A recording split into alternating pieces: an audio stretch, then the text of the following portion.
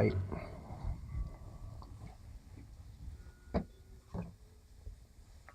You can tell I never worked at a clothing store before. These are inside out, but I'm not going to fix that.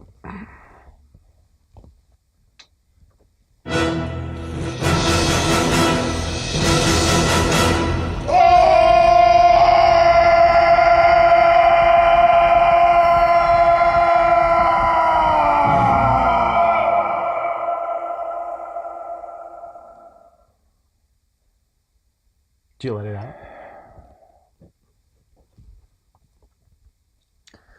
Hi, welcome to In the Fold. I'm Echo, and this is my longtime collaborator, first-time reviewer, John Fuentes.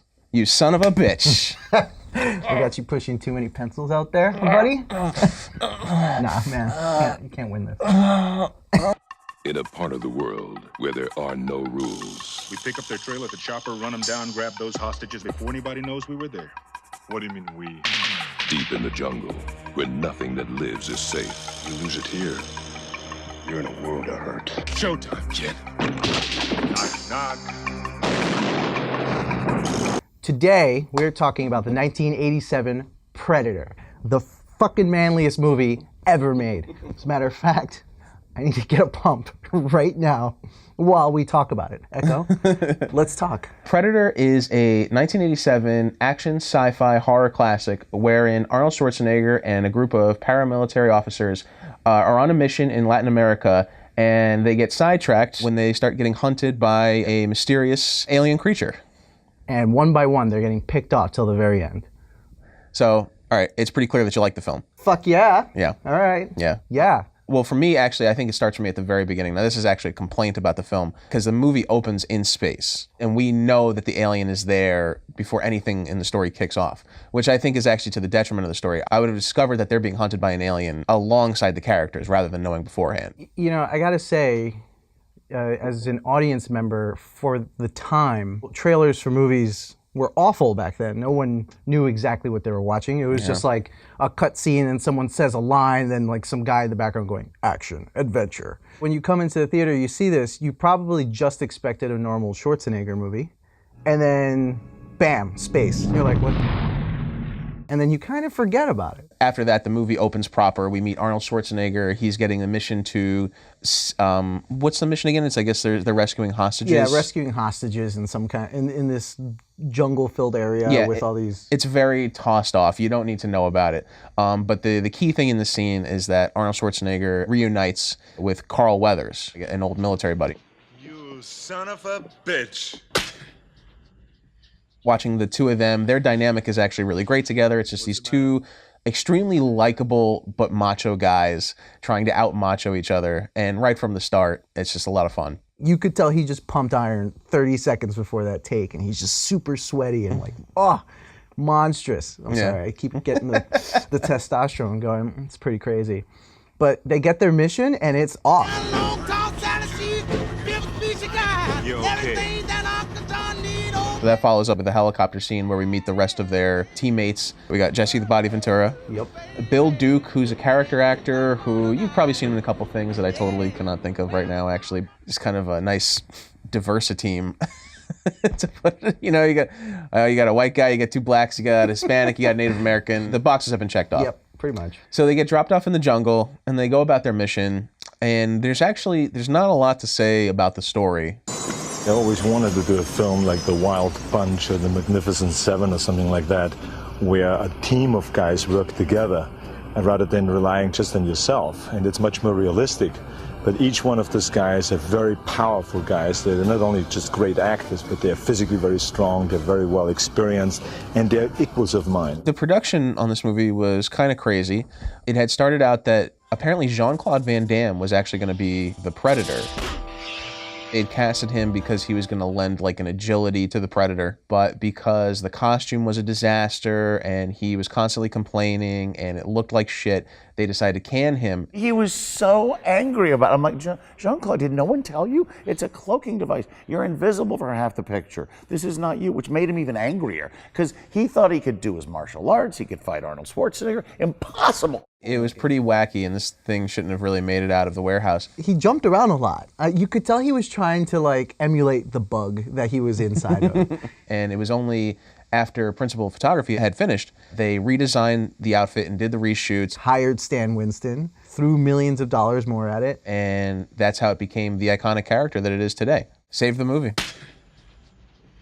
Stan Winston is the guy behind some of the most important monster and sci-fi and character design of like the last 25, 30 years.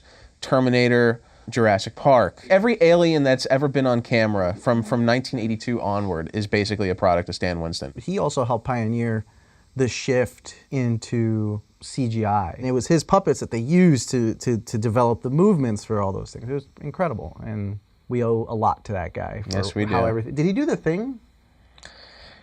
It's very possible. I'm not sure. I think he did. He did The Thing. And if he didn't do The Thing, let's cut this out. But if he did The Thing, wow. Leave it in. Leave that in. Let's talk about the director actually for a second. John Mctiernan is a really wonderful action director. John Mctiernan is an actor's director. John Mctiernan, director of Die Hard and The Hunt for Red October, has run out of appeals in a wiretapping scandal and is expected to be going to prison soon as a result. I've always had this idea in my head that a really good idea for the next Die Hard movie is that John McClane has to break John Mctiernan out of jail so that he can start making good Die Hard movies again. Because the last two suck dick. 007 of Plainfield, New Jersey. John McTiernan, probably his most important film being Die Hard. This was his first feature film, Predator. Second, actually. This is a sophomore film. Yeah, the first one had Pierce Brosnan. It was like a horror-type movie. If you've never been frightened by anything, you will be frightened by nomads. Not action. No. No good? Yeah. I mean, it was decent enough for him to be able to continue. Yeah. But this movie was the send-off to Actionville. Yeah. Yeah. So it's between Predator, Die Hard, Hunt for Red October, and Die Hard with a Vengeance to a certain extent. Thomas Crown Affair. Oh, that's right. You must include that. Yes, that's a fun one. I love that one. This guy knows action, and a lot of his action has a lot of comedy in it. He knows how to handle those elements pretty well. There's a lot of suspense in his action films. Like they're very carefully crafted. He was a staple. I mean, he knew how to do action. Yeah. He understood spacing. He understood how to make everything look as powerful as it was, even when it got silly with The Last Action Hero. Right, Last Action Hero. Dude, which is another totally fun one. misunderstood movie. Yeah. Totally I think it was excellent. Another parody movie, but they took it so seriously and everybody shunned it. And like Predator, poorly reviewed upon release, but now is kind of held in a higher regard, just the passage of time. McTiernan, a lot like Paul Verhoeven, are these two action directors in particular that took like hyper-violent movies and weaved them with this kind of European nuance, I dare say. You could tell there were international influences on their work. You know what I mean? Verhoeven being Dutch initially, but McTiernan also being kind of a student of foreign film. It brings this flavor to their movies that is just really exciting and interesting. Well, I think Verhoeven had more of a deeper sense of society with his action films. Yeah, a lot of commentary. Yeah, that was all his movies were a social commentary. Every one of them. You know, Starship Troopers being like the one that basically threw it in your face. I'm doing my part. I'm doing my part. I'm doing my part. I'm doing my part too. The 80s is chock full of just senseless run and gunners. Schwarzenegger helming many of them. And this one kind of comes off like that at first, but then you realize there's a little more going on under the skin, you know what I mean? And a lot of that I attribute to McTiernan. Yeah, and you know, it's unfortunate that the very first action scene of this movie, McTiernan was not confident enough to direct. I can see, like, I mean, if someone asked me to just say, here's a couple $1 million, direct an action scene, it might look like a Taken movie. Yeah. You know, like, that's just because I would have no idea. So he left his first action extravaganza to his second unit director, and that ended up being the worst part of this film. Cameras just stayed still. They had that slow motion shot of the Hispanic men just blowing off the trucks while the fire is blowing behind them. See, I still love the scene though, I gotta be honest. It's not a bad scene, but all the little like nuances, that's McTiernan. Yeah.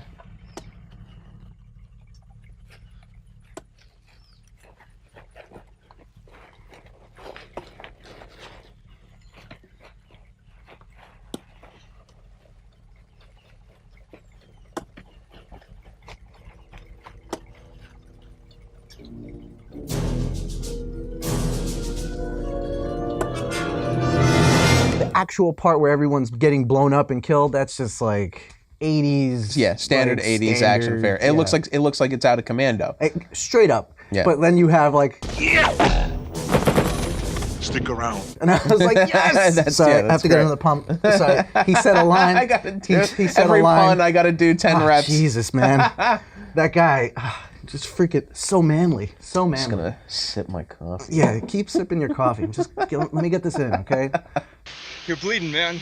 I ain't got time to bleed.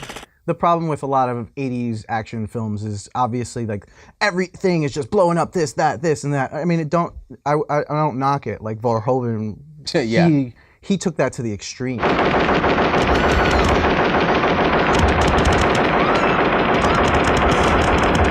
But he did that to accentuate how we feel about violence. Yeah. That was a whole different animal. This was just like typical. I think there was a lot more care when it came to other people later on. Yeah. But you never actually stopped to say like, who are these people? You kind of actually got that from the get-go, and he was always very careful to give that to you until the 2000s when he was ready to go to jail, and you can tell in his movies that he kind of made a lot of mistakes. Yeah. Rollerball.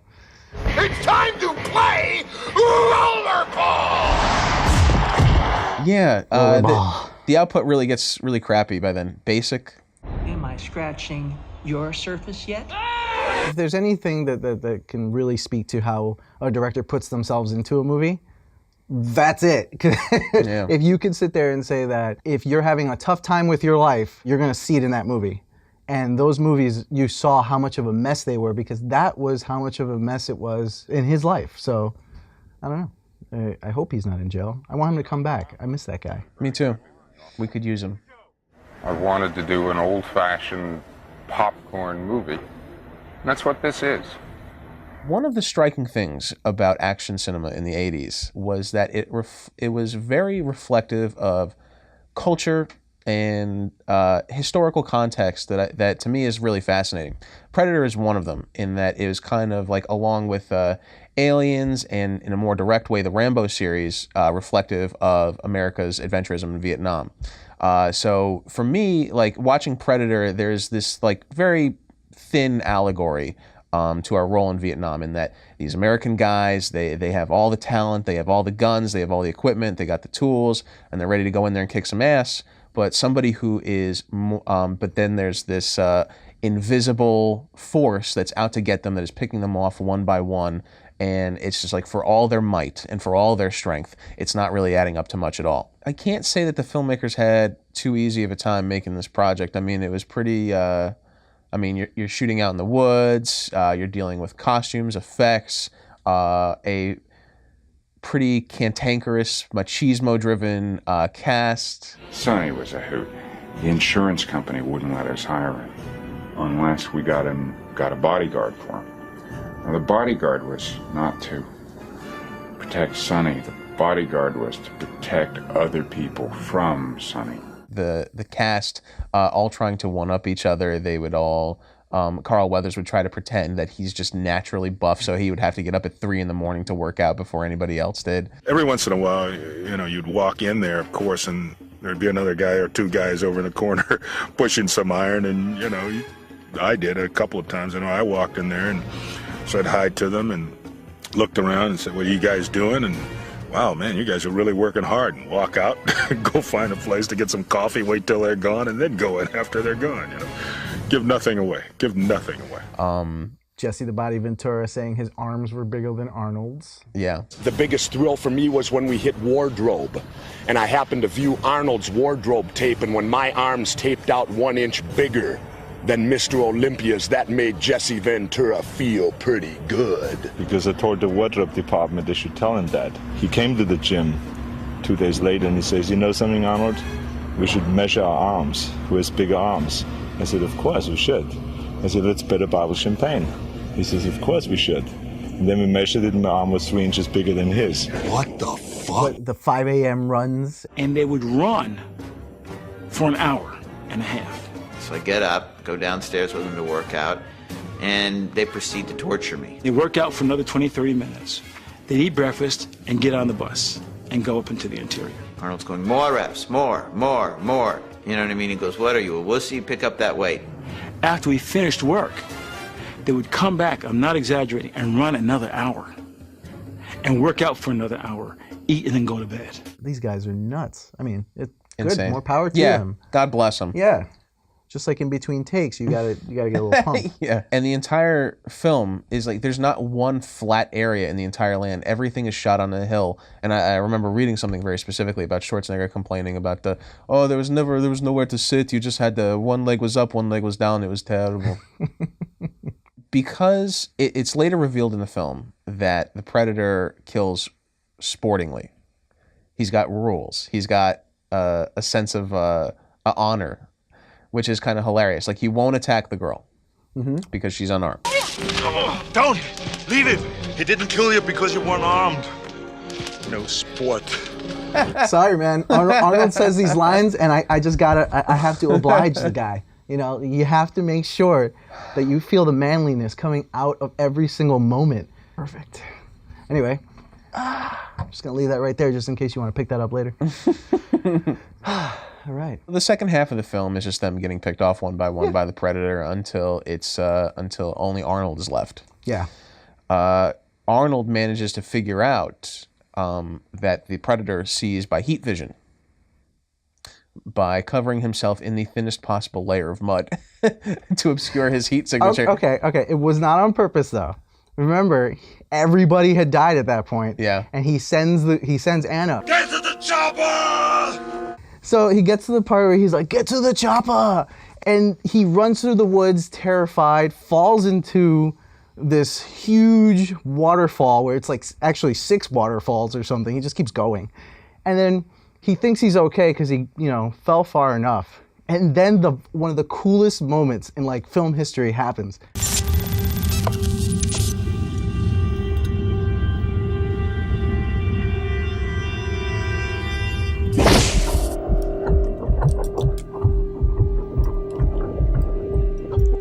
Now we've evened the playing field, and he didn't even know he did it. It was all by chance. There's something so great about the idea that these guys were building themselves up to be technologically impressive, but it's only once that's been stripped away that he actually becomes a formidable foe for the Predator. Exactly. Like, that's what I love, is that it's just like it does like a 180. Like, he has to do a 180 in what he thinks because strength is. When it comes to technology, it was clear Predator had it. Yeah. He had it. So you're right. He had to be outwitted rather than outgunned. Exactly. I gotta say, that prepping scene when you see it, like just the flex and Arnold just doing his like I gotta get another pump in. But it's seriously like you really thought Arnold could win until he got into a fist fight with the guy. Yeah. Predator takes everything off. That's another thing too. He just takes it all off. Predator, being the sport that he is, they decide to go mano a mano. Yep. And he takes off his techno mask, and he's like, "No, all right, we'll fight. We'll fight." Yeah, and which is pretty wacky. And why wouldn't you just kill the motherfucker? No. I think it was one of those things where the whole thing for him was to toy with him. He knew he had such an advantage, so he was like, "Bring it." Would you recommend this? Predator? Yeah. Yeah. Predator. I watch this movie like once a month. I work out to this movie. This movie, if you want to feel manly, if there's anything that would make you get that testosterone feeling, this would be it. This and, maybe 300, but I felt like that got too far with the whole, like, let's go into war with just no shirts, no 300 armor, is it's easier to start jerking off. That really derails a workout. Wow. I didn't know you'd feel that way. Just watch it. You have to. There's no way you can't. And if this movie, the new one coming out, if it gives us any kind of throwback to the old one, I would hope that they got that feeling again, the feeling of wanting to survive. And obviously Shane Black's comedic sense. The other day, I was going down to my girlfriend. I said to her, "Jeez, you got a big pussy. Jeez, you got a big pussy." She said, "Why did you say that twice?" And I said, "I didn't." See, it's because of the echo.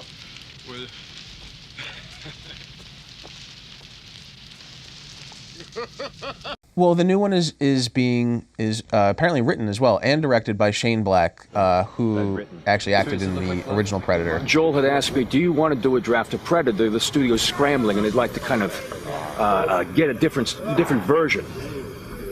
I didn't want to, but he said, well, you just come down to Mexico with us anyway. We'll put you in a movie. So the idea was hatched. We'll hire him as an actor, and when he's there, stuck in Mexico, we'll give him the script and we'll make him rewrite it. He wrote Lethal Weapon, Long Kiss Goodnight. Kiss Kiss Bang Bang. Right, which is an excellent movie. Another Kisses. And, you know, Iron Man 3, but we're not going to talk about that. Either. But he's somebody that I would trust with material. Yeah, I agree. I think he's enough of a fan himself to know how to handle it with care. Yeah. Yeah. I would recommend it as well. I mean, it's a classic 80s actioner. You know, you got Arnold Schwarzenegger, you got guns, you got aliens. It's really hard to go wrong. You got so many guns. Speaking of guns. Yes. Let's yes. Here. Do you want to send us out while I lift? Yeah. Let's get some reps in there. Sure. All right? I want to see how you can do this. All right. Okay. Yeah. Let's see by the end of this who has bigger arms if we measure it out. All right. Let's go. Yeah. Fuck. Yep. That's right. They got well, you have to send us out. Don't watch me. Wait. Don't watch me. Send you out. Watch so basically, me. just watch be like, thanks for watching. No, you keep going. Well, thank you. All right, cool. So I'm John. Thank you very much for watching In the Fold. Stay tuned for the next review. And we hope you get to see the new movie, and we actually hope it's very good. Have a good one. Or I said it too many times. Hi, Mike here from Rabbit Hole TV, here with our mascot Pumpkin. Say hello, Pumpkin. Thanks for watching In the Fold. If you like what you saw, please subscribe. And if you really like what you saw, you can check out our Patreon, where we have behind-the-scenes photos and videos and other cool stuff if you want to get more involved with the show. Say hi, Pumpkin.